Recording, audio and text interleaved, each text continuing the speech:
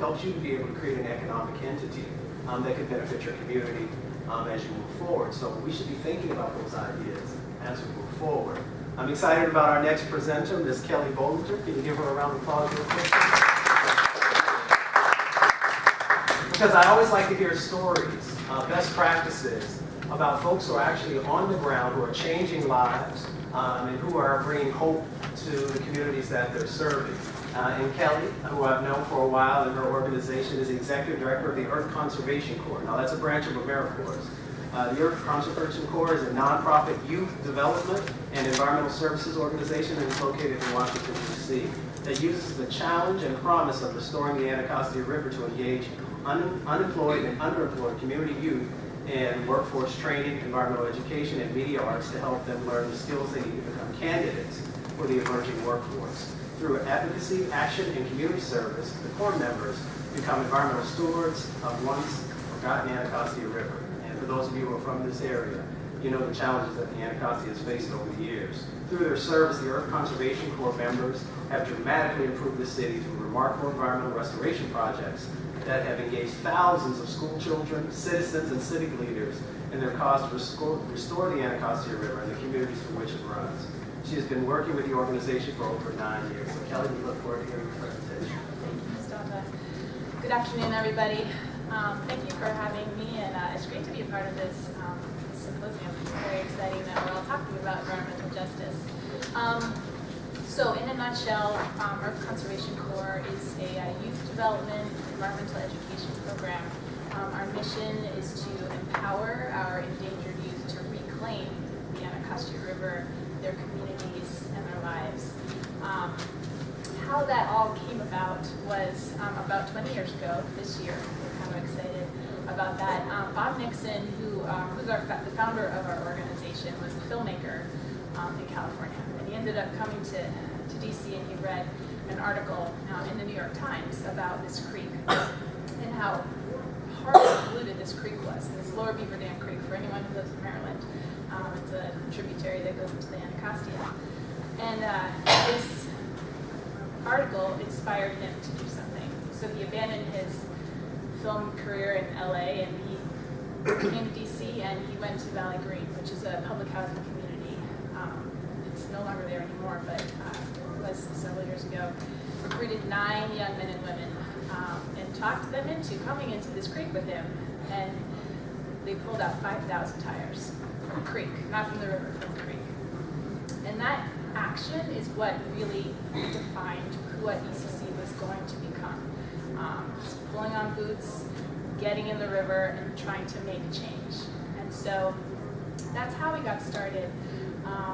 And throughout the years, it kind of grew into other things. And the way our program basically works now is we work with young people 17 to 25, primarily from the communities around the river. That's basically wards 6, 7, and 8. Again, we work very closely with Dennis, and we do a lot of the same types of programs in a lot of similar communities. And we empower our young people to be the leaders in whatever kind of restoration we're doing. And so the first component is direct service, like I said earlier, putting on boots, getting in the river, making it cleaner, whether that's through trash cleanups, wetland planting, physically making it a better place. The second area is education. Our young people get the opportunity to go into the schools and give education to the rest of the community, to children, community groups. They do that by bringing people out on the river on boats and do river education. Another unique opportunity is we have a bird of prey program. So some of our young people who are brave enough volunteer to learn how to handle raptors, which are eagles, falcons, hawks, and then go into the schools and educate others about how these animals are connected to our water system. And then the third way that our youth give back to the river is through media. Again, Bob, who's our board chair now, being a filmmaker, brought that gift to the Anacostia. The reason he brought it is because our young people told him to. When they were cleaning up the river, the creek, years ago, they were like, does anyone know that we're doing this, Bob? And he's like, you're a filmmaker, figure it out. So that's sort of what launched our media arts program, and he trained our youth to pick up cameras and actually start telling their story. So we have a youth media component where young people get a chance to learn how to tell a story. And that's either through, we've done feature films, we've done PSAs, we've had iPhones, and we launch little mini videos and stories through Facebook and social media, but it gives our young people an extra skill that they can take with them. We also use Final Cut Pro, which is industry standard editing format that we all watch movies from today. So those are kind of the three areas that our young people are engaged in when they come to Earth Conservation Board.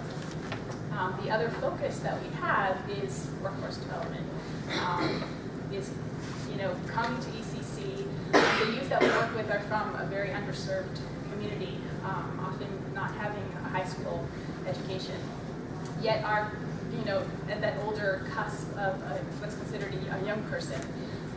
And so this is really a place to come, and it's a chance to make some really important changes in that individual's lifestyle. So ECC is a place to not only get the green job skills, which I'll talk about in a minute, but it's really a place to kind of reclaim their own living situation. Our young people come maybe not having very stable home lives, and so we address all of those needs, and we have a pretty heavy influence on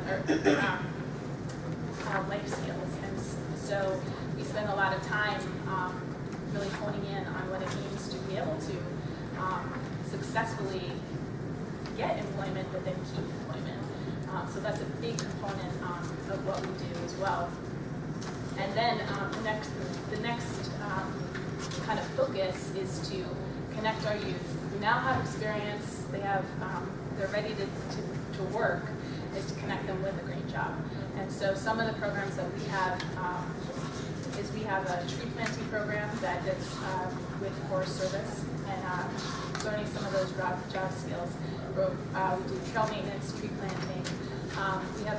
We're about to launch our second grant cycle with DC Housing to do a lead cleaning program, where our youth are certified to be lead cleaners. They go into the home of families who have children with elevated blood levels, and they're actually certified to go in and do cleaning and education for the family before the home gets completely abated, so that the child can be safe while they're waiting for their home to be abated. But for our young people, it's very exciting because it's tangible.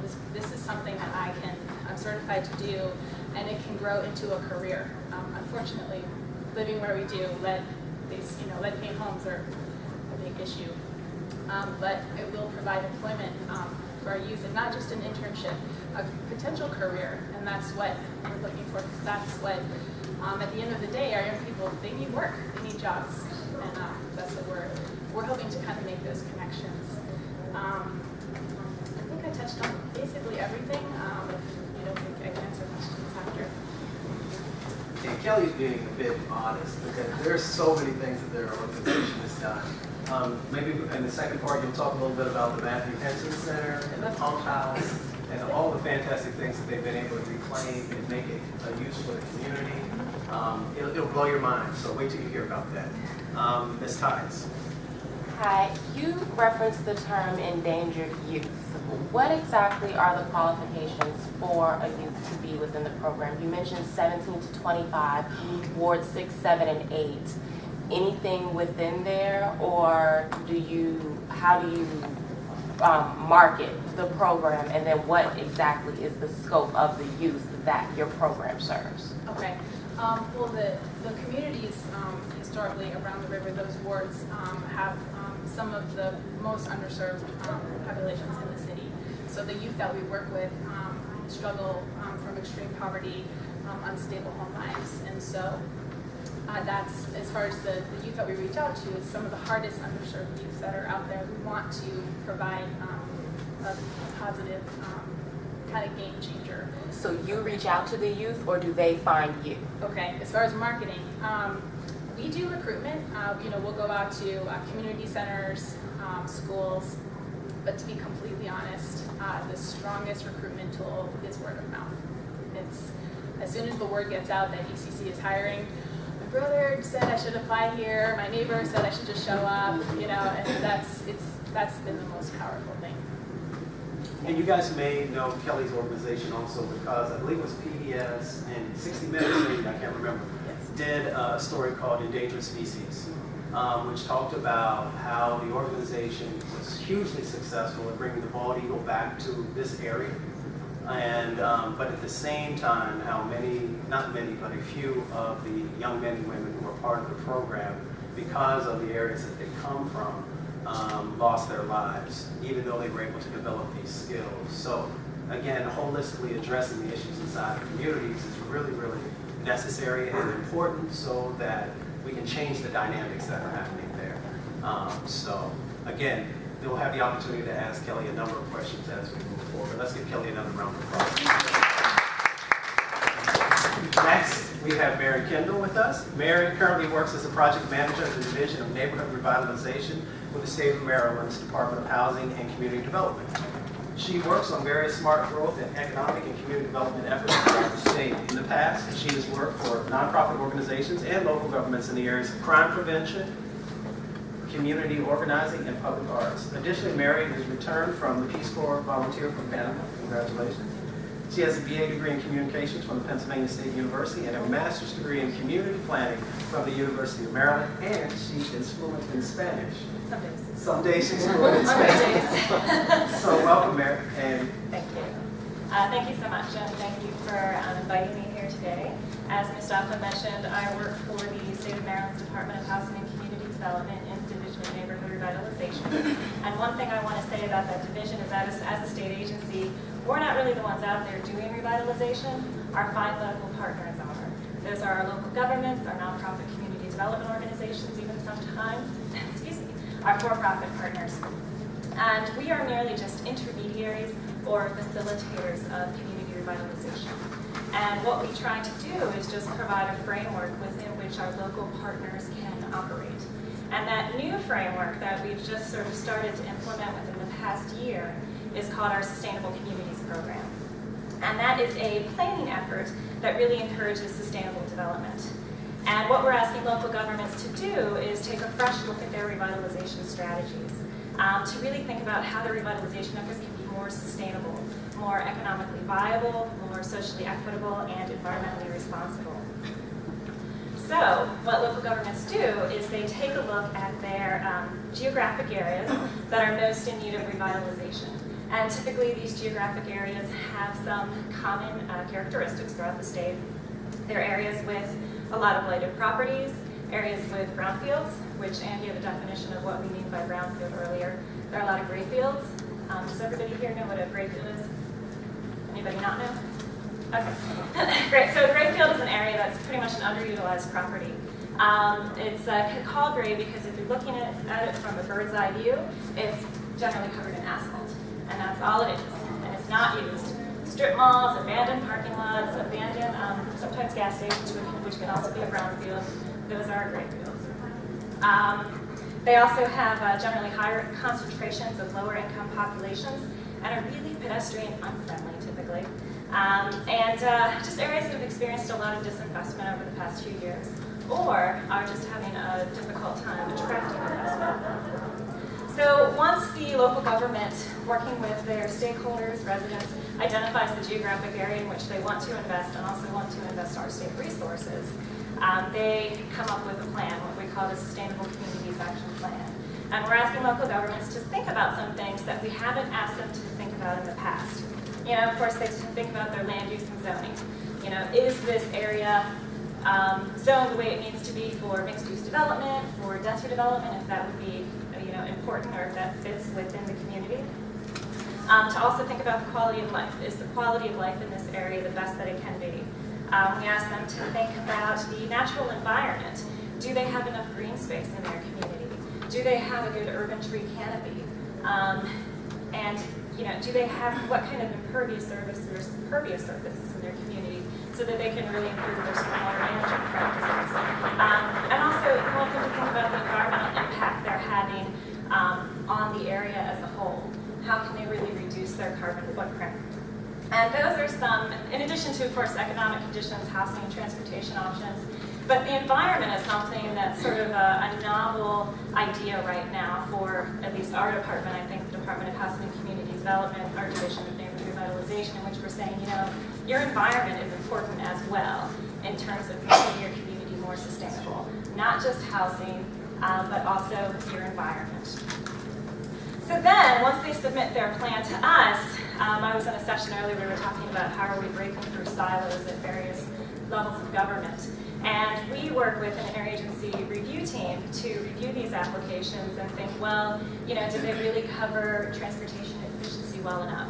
Are they really taking into consideration the natural environment? So we have representation from the Maryland Department of Transportation, the Department of Natural Resources, the Maryland Department of the Environment, my department, Department of Business and Economic Development, and we all get together, and Maryland Department of Planning, so we all get together and talk about these plans, and these are really long meetings. So whoever said they don't like meetings, I'm taking this one for you. Taking this one for the team. So, you know, so we sit and we talk about it, and if the plan isn't detailed enough, then we ask for the local governments to, you know, rethink a few strategies and give us some more information, and provide some technical assistance to think about things that they may not have thought of in the past. So once we manage to approve a plan, designated area, then what happens? Well, this is the show me the money part, right? So as a state agency, we're saying, okay, great, you put in all this work, you gave us a really good plan, now we're gonna help you implement that by providing the opportunity to apply for a variety sources of funding from multiple agencies. So it's not just my agency that's creating what we're calling a revitalization toolkit. Department of Business and Economic Development offers incentives and resources for our newly designated sustainable communities. Maryland Department of Transportation has some sidewalk retrofit resources and bikeways resources as well. But the one that I'm going to give you a few examples about is our Community Legacy Program. And that is managed by the division in which I work, the Division of Neighborhood Revitalization. And this is a program that we've had for about 10 years, but in order to be eligible to apply, you do need to be in a designated sustainable community. And our Community Revitalization, Community Legacy Program can be used for anything that you think might improve your community. It can be for the purposes of economic development, it can be for the purpose of improving the environment. And what we're seeing now in the Community Legacy Program within the past few years is more and more types of projects that really support your green economy are now being proposed and approved. We have funded green roofs, complete streets, green streets, as the town of Evanston did, and also community gardens, farmers markets, construction of LEED certified buildings. It's just the only requirement as of right now with our Community Legacy Program, it has to be a capital project. So it has to be used for construction type purposes, and that's because of the limitations of our funding sources. So I think what's happening, not so much because of our Sustainable Communities Program, but more so just this concept of sustainability and its understanding and all the education that's happening out there, more people really seem to be grasping this concept and understanding its importance. And just two projects I'm going to highlight related to the Community Legacy Program that have occurred in the recent past. One is the Renaissance Square building that's located in the city of Hyattsville. And what was there in the past, there was this parcel of land where there was this old, vacant, dilapidated city building that wasn't used. It was just an eyesore. And they decided, well, I think it was the Housing Initiative Partnership that came in and said, well, you know, we want to do something with this property. It's just an eyesore, it's terrible for the community. There's probably some environmental hazards associated with it. So they applied to the Community Legacy Program, got some funding assistance, and we had to do some environmental remediation on the property. I think there might have been some gas tanks that had to be kept. Then the building was raised, and what was redeveloped on that site was a green building for moderate income artists. And it was housing for moderate income artists. And it has a green roof, energy efficient appliances, it has gallery space, performing arts space, and it's even walking distance to a couple major public transit routes. So this is a really good example of how, you know, these green efforts happening at the local level, you know, have really started to help transform a community. The second example of a green building I want to mention is out in Allegheny County, in the city of Cumberland. The Human Resources Development Commission, which is the community action agency for Allegheny County, their headquarters is located in the city of Cumberland. And they developed the first gold LEED certified building in Allegheny County, quite possibly in all of Western Maryland. And that was completed in 2009. And what this building has done is really demonstrated how, smart and green construction efforts can lead to a revitalization along the street. So this building is located on Virginia Avenue, which is in the, I don't know if anybody's familiar with Cumberland, but it's where the highest concentration of the lower income population lives in that city. And before moving onto the street, that street, Virginia Avenue, was an old commercial corridor. And I believe every single storefront was vacant. So what happened in 2009, they opened their doors, they provide social services to the entire county, not just the city. And then since then, 5 or 6 small businesses have now established themselves within 2 blocks from that building. And one of the buildings is actually a green electrical wiring company. So here's an example of how a beautiful green building has really catalyzed some small business development efforts along that street, and in addition to possibly encouraging this green business now to form. Now that they see, there's green buildings, there are these green efforts happening, maybe there are more people that want to access these green type employment, green products that we can offer. And one additional resource that I'll mention quickly. For those of you that are social entrepreneurs that might want to start that green business and locate within a state-designated sustainable community, we have funding for you. We have what's called the Neighborhood Business Works program. It is a gap financing program that a small business and individual can apply to, and it can be anywhere from no interest to low interest. It just depends on what you need to make the deal work. So if the conventional bank isn't going to give you all the money you need for your small business loan, you can come to the state and say, hey, I want to invest in this place, and I want to start a business that's located here in the sustainable community, but this bank is not going to give me all the money because they don't believe in what I'm doing. The state can say, yes, all right, we will give you 50% of the total cost of the deal, and then whatever interest is necessary based on your projected income in the future, then you can get a loan. Could you give that name one more time to folks? The loan program, yes, it's called the Neighborhood Business Works program. Okay. Matthew, you know about that, right? Okay, fantastic. Question? Yeah, just a question, because I live in Mount Rainier, Yes. and I know about Hyattsville. I guess I want to know about the impact of the community, in a sense, because all these wonderful things are happening. But then what happens is that those individuals who live in the community are impacted by a lot of this. I'm a minister, so I travel a lot, so when those kind of things happen, I'm a DCer. So I know about activism, so that's why I came here to kind of like learn to see what is really happening. And even though Hyattsville happened and even Mount Rainier, there were some things. I'm looking at, have you already looked at the impact of those individuals who live in those communities?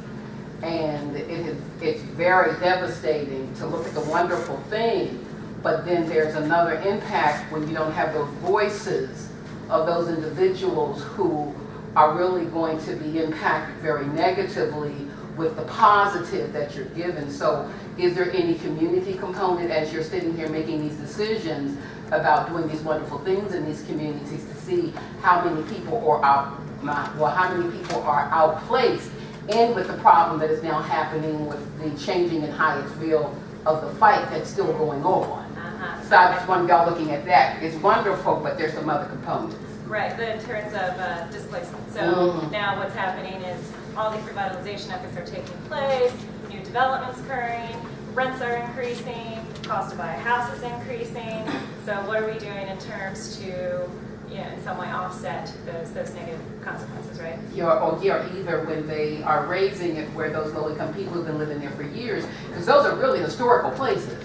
And so therefore, when they are living on income, or, they're a lot older, they have Social Security, it's a different environment. So it's really not that. There are so many different components to it that when they're going to have to be forced to sell these homes that cost a lot of money and they're gaining, but they don't want to leave their community because of all this wonderful sustainable stuff that's happening to make it beautiful. You can walk, all of the bikes and all of this, but nobody asks them. You have all of these powers to be making these decisions. And then the people who they're supposed to be serving, all of a sudden they'll print something in the newspaper, people very seldom read it, and next thing you know it's happened. So I'm just seeing how you're looking at that, but I will be following. Sure, yeah. So one of the things that we do for all of our funding programs, and this is not the best response, and I agree completely, more has to happen in terms of working with the community and reaching out to the community. But the state's response would be, well, we ask for local governments to give us a local government resolution.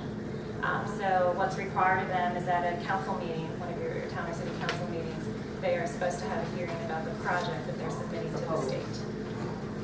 And it gets signed by the mayor, and it's supposed to be signed by council members, but every ordinance is slightly different. Some city-town councils have a strong mayor system, and only the mayor has to sign the resolution. Some resolutions do require all council members to sign it. So then we get the signed resolution, and we assume that, oh, okay, well, the democratic process on the ground was working, and the community was consulted, and they had their opportunity to perhaps state their opposition in the council meeting, if residents go. But as we know, very few people now attend council meetings. So that is one thing we do at the state level to make an attempt to ensure that the local government is, doing its due diligence to talk with the community, give the community the opportunity. Yes. Thank you. And let me just add one thing. We'll come back again as we move to the next session. There is a form of activism and a form of academia that focuses on something called equitable development. Yeah. Everybody's heard of sustainable community development. Equitable development is sort of what I call environmental justice and sustainable development comes together. And focuses on the cultural aspects, some of the things you're talking about. What happens when we lose folks because of gentrification? What does that do? How does those dynamics change a community? And it's more than just place-based types of activities. There are a number of other things to think about. And there are folks who participate in that and who are a part of helping to, what I call, there's a sort of it's a living process that's happening where we're learning lessons and we're including those lessons into our processes, into building, into our grants, all kinds of different things to make sure that we're making sure that everybody there's a safety net for everyone, we could say it that way. I must be psychic, and the reason that I must be psychic is because we now have a gentleman who's going to tie all this together for us because he has participated in the process in a number of different ways, so he's had the opportunity to see things and sit in different chairs to have to deal with some of these issues. So our next speaker, first of all, let's give her a round of applause.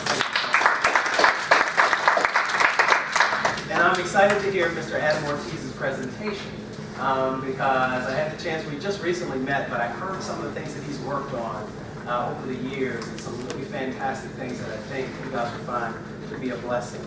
Mr. Ortiz is currently the acting director of the Department of Environmental Resources in Prince George's County.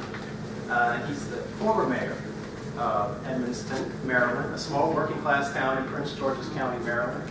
And we had the opportunity to be able to cut crime in half.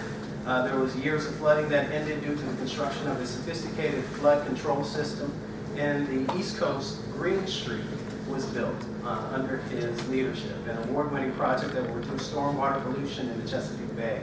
He's also served as Deputy Chief of Staff for Maryland Lieutenant Governor Anthony Brown, overseeing communications and policy, and he is the past president of the Maryland's Mayor Association and Port Towns Community Development Corporation, and is a board member of the Anacostia Watershed Society and the Chesapeake Bay Trust. Let's give Mr. Ortiz a round. Good afternoon. How y'all doing? Good. Thank you for that. And it's great to be here with this panel and with a lot of the friends and expertise that's in this room. Just out of curiosity, show of hands, how many of you live in Prince George's County? Raise your hand. How many of you work in Prince George's County? How many of you attend conferences at the University of Maryland, Prince George's County? Well, anyway, it's great to serve you as one of your public servants in Prince George's County government. And kind of the theme of my talk, as short as it is that everything is connected in every which way. And I'm going to rewind a little bit, 300 years. This area, as you know, was colonized by the British. And the first governor was, well, there were several in Maryland, but for this area was the Calvert family. And the Calvert family was a pretty powerful family for several hundred years. They oversaw most of Prince George's County, large tracts of Eastern Shore, other areas, and fast forward a little bit through the American Revolution and into the 1800s, there was the descendant and was patriarch of the family was Charles Benedict Calvert, and he lived at the Riversdale Mansion in Riverdale Park, Maryland. Does anyone know where the Riversdale Mansion is today? Today it's a historic site. Well, Charles Benedict Calvert was kind of a big cheese in his day. He had this massive plantation that took up much of the north of Prince George's County, some parts of Montgomery County, and he had other holdings. He had a large slave network that worked with slaves, but he was also a pioneer in a way of agricultural methods. And at the time, there was a lot of westward expansion, so there was actually a lot of farmers and competition going west, where land was cheaper. You get into the north-south expansion of slave trade issues. But basically Maryland was at a competitive disadvantage because they had smaller legacy farms and they were competing against these cheap, vaster farms out in the Midwest. So Charles Benedict Calvert was really interested in being as efficient as possible in producing crops. So he was kind of an expert in his day. He was a member of Congress representing this area and also founded this place called the Maryland Agricultural College. Has anybody heard of Maryland Agricultural College? All right, well today it's called the University of Maryland College Park.